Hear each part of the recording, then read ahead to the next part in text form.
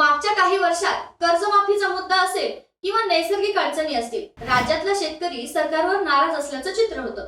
आता यावर्षीच्या राज्याच्या बजेटमध्ये तरी शेतकऱ्यांना दिलासा मिळतो का? कर्जमाफीबद्दल राज्य सरकार काही घोषणा करणार का? याकडे सगळ्यांचं लक्ष होतं.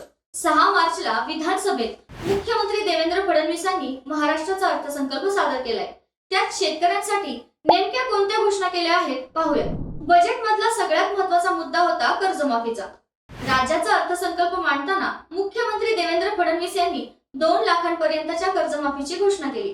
पुण्यश्लोक अहिल्याबाई होळकर शेतकरी कर्जमाफी योजनेच्या अंतर्गत ही कर्जमाफी करण्यात आल्याचं देवेंद्र फडणवीसांनी सांगितलं. मात्र ही कर्जमाफी नेमकी कोणत्या शेतकऱ्यांना लागू होईल, त्यासाठी काय पात्रता असेल, तर 30 सप्टेंबर 2025 पर्यंत पीक कर्ज थकीत असलेल्या पात्र शेतकऱ्यांना 2 लाख रुपयांपर्यंत कर्जमाफी जाहीर करण्यात आली आहे. तसेच जे शेतकरी नियमित कर्जफेड करतात त्यांच्यासाठी 50,000 रुपयांपर्यंत प्रोत्साहनपर लाभ दिला जाणार असल्याची घोषणा केली. याशिवाय राज्याचा कृषी जीडीपी 55 अब्ज डॉलरवरून 500 अब्ज डॉलर नेण्याचा सरकारचा निर्धार आहे. शेतकऱ्यांच्या मालाला बाजारपेठांची व्याप्ती मिळावी यासाठी जागतिक बाजारपेठ मिळावी यासाठी देखील राज्य सरकार प्रयत्न करणार आहे. मुख्यमंत्र्यांनी दिलेल्या माहितीनुसार 4 ॲग्री युनिव्हर्सिटीज मध्ये सरकारकडून AI सेंटर सुरू केले जाणार आहेत.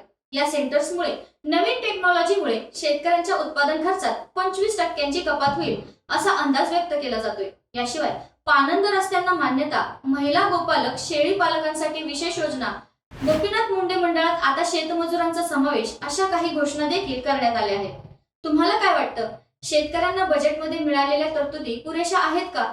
सरकारने मांडलेल्या बजेटबद्दलच्या तुमच्या प्रतिक्रिया कमेंटमध्ये सांगा.